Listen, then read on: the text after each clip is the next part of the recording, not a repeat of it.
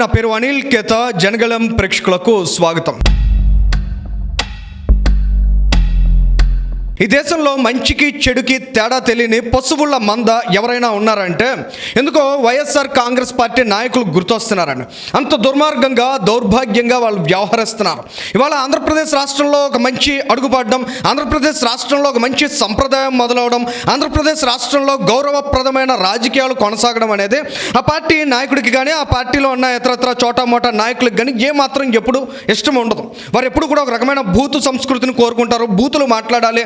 అత్యంత దౌర్భాగ్యమైన దిక్కుమాలినటువంటి సంస్కృతి ఈ రాష్ట్రంలో కొనసాగినట్లయితే తమ రాజకీయ పునాదులను ఎంతో కొంత బలోపేతం చేసుకోవాలనే ప్రయత్నాలు చేస్తూ ఉంటారు. ఒక అంశాన్ని మీ ముందు ఉంచుతున్నానండి. నారా లోకేష్ గారు నేను కాక మొన్న ఒక ట్వీట్ పెట్టారండి. ఆ ట్వీట్లో ఉన్నటువంటి సారాంశం ఏంటంటే, ఎవరో ఒక ఆర్టిఫిషియల్ ఇంటెలిజెన్స్ వీడియో చేశారు.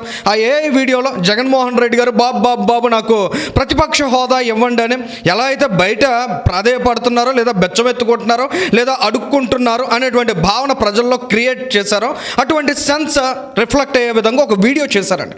ఆ వీడియోని వాళ్ళు ట్విట్టర్లో పెట్టారు. దాన్ని నారా లోకేష్ గారు చూసి దాన్ని రీట్వీట్ చేసి ఇటువంటి సంప్రదాయం, ఇటువంటి ఆలోచనలు కరెక్ట్ కాదు, వ్యక్తిగతంగా రాజకీయంగా ఎటువంటి రాజకీయ వైరుధ్యాలు ఉన్నప్పటికీ ఈ రకంగా వ్యక్తుల్ని కించపరిచేటువంటి వ్యాఖ్యలు, ఈ రకమైనటువంటి వీడియోస్ చేయడం అనేది ఏమాత్రం గౌరవప్రదం కాదు.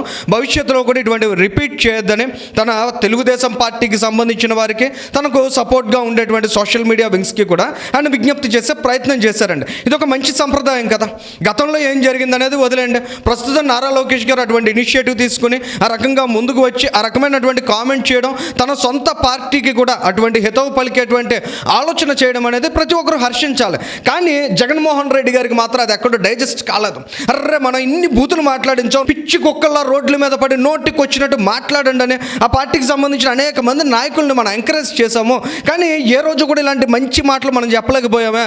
రేపటి రోజున ప్రజలు ఖచ్చితంగా మనల్ని చీ కొడతారు కదా, మన మొహాన ఊసే అంత పరిస్థితి ఉంటుందేమో అనేటువంటి సందేహం బహుశా ఆ పార్టీకి సంబంధించిన నాయకుల్లో కలిగి ఉండొచ్చు. సో జగన్మోహన్ రెడ్డి గారు ఇమీడియట్గా తన సోషల్ మీడియా వింగ్ ద్వారా దీని మీద బురద జల్లే ప్రయత్నం మొదలెట్టారండి. గతంలో తెలుగుదేశం పార్టీ వాళ్ళు అలా మాట్లాడారు, ఆ పార్టీకి సంబంధించిన సోషల్ మీడియా ఇలా రెస్పాండ్ అయింది, ఇలాంటి మాటలన్నీ చెబుతున్నారు. కానీ ఏదో గురివెంద గింజ సామెత చెప్పినట్లు వాళ్ళ కింద ఉన్నటువంటి మచ్చను మాత్రం ఎత్తుక్కునే ప్రయత్నం వాళ్ళు చేయట్లేదు మాట.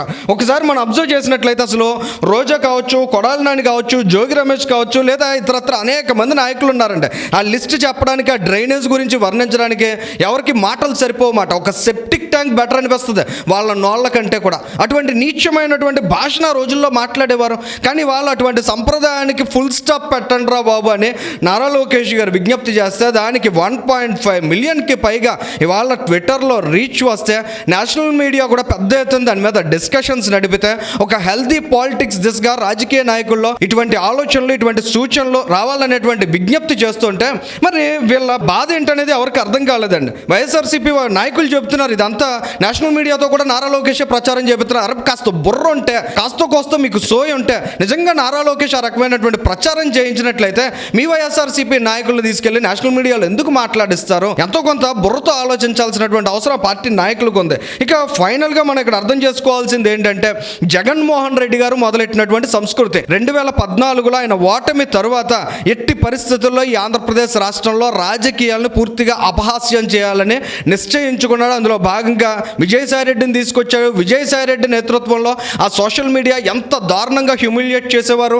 ఎంత ఘోరంగా క్యారెక్టర్ అసాసినేషన్కి పాల్పడేవారు, నారా లోకేష్ గారి మీద ఎంత దారుణమైనటువంటి ట్రోల్స్ ఆ రోజుల్లో చేసేవారు అనేది ఆంధ్రప్రదేశ్ రాష్ట్రంలో ఉన్న ప్రతి ఒక్కరికి తెలిసిందే. అంతకంటే నీచమైంది, అంతకంటే భ్రష్టు పట్టుకుపోయినటువంటి యదవలు ఎవరున్నారని ఎత్తుక్కుని సజ్జల రామకృష్ణారెడ్డి పుత్రరత్నాన్ని తీసుకొచ్చి ఆ తర్వాత రోజుల్లో వాళ్ళ సోషల్ మీడియా వింగ్ని ఆ సజ్జల భార్గవ రెడ్డికి అప్పచెప్పి ఇక మహిళల్ని బూతులు తిట్టడంలో ఏ మాత్రం గేట్లు లేకుండా పూర్తిగా బ్యారికేడ్లు ఎత్తేసి జగన్మోహన్ రెడ్డి ఒక రకమైన పైశాచిక ఆనందాన్ని పొందాడు. మరి ఇటువంటి దుర్మార్గమైన రాజకీయ కల్చర్ని స్టార్ట్ చేసిన జగన్మోహన్ రెడ్డి ఇవాళ నారా లోకేష్ గారు ఇలా కన్స్ట్రక్టివ్గా ఒక నిర్మాణాత్మక రాజకీయాలు మనం చేయాలి అనే అంశాన్ని సూచిస్తే దాన్ని అంగీకరిస్తారు జగన్ రెడ్డి అని మనం ఏ మాత్రం కూడా ఎక్స్పెక్ట్ చేయలేం. జగన్మోహన్ రెడ్డికి కావాల్సింది ఆంధ్రప్రదేశ్ రాష్ట్రం భ్రష్టు పట్టుకుపోవడం, ఆంధ్రప్రదేశ్ రాష్ట్రంలో ఉన్న ప్రజల మైండ్ సెట్స్ అన్నీ కూడా కంపు కొట్టడం, అటువంటి దుర్మార్గమైనటువంటి మైండ్ సెట్ ఉన్నాడు కాబట్టి ఆ రోజుల్లో ముఖ్యమంత్రిగా ఉన్నటువంటి సందర్భంలో కూడా చంద్రబాబు నాయుడు, పవన్ కళ్యాణ్ వీళ్ళ ఫొటోస్తో అక్కడ బాక్సింగ్ బ్యాగ్స్ ఆయన మీటింగ్స్లో ఏర్పాటు చేయించి వాటిని దారుణంగా కొట్టడం, కాళ్ళతో తొక్కడం, ఇటువంటి దుర్మార్గమైనటువంటి పనులు చేశాడు. దాని ద్వారా పార్టీ నాయకులందరూ కూడా సునకానందాన్ని పొందారు. So Jaganmohan Reddy mind set very clear. Andhra Pradesh రాష్ట్రంలో ఉన్న ప్రజల తాలూకా ఆలోచనని నానాటికి మరింత క్షీణింపజేయాలని అనుకుంటున్నాడు. కానీ కూటమి ప్రభుత్వంలో ఉన్నటువంటి నాయకత్వం మాత్రం ఈ రాష్ట్రంలో నైతిక విలువలు పెంపొందించాలి, రేపటి భావితరాల్లో కూడా ఒక సమున్నతమైన ఆలోచన విధానాన్ని మొదలు పెట్టాలనేటువంటి సంకల్పం చేసింది. గంజాయి మొక్కలాంటి జగన్మోహన్ రెడ్డి ఈ రాష్ట్రానికి ఎంత నష్టం చేశాడో ఆ నష్టాల ఊబి నుంచి ఇవాళ కూటమి ప్రభుత్వం బయటకు తీసుకొచ్చేటువంటి ప్రయత్నాన్ని చేస్తుంది. మరి దీనికి సంబంధించి ప్రజలు ఏం ఆలోచిస్తున్నారు, మీ అభిప్రాయాలు ఏంటనేది కూడా కామెంట్ చేయండి. Thank you.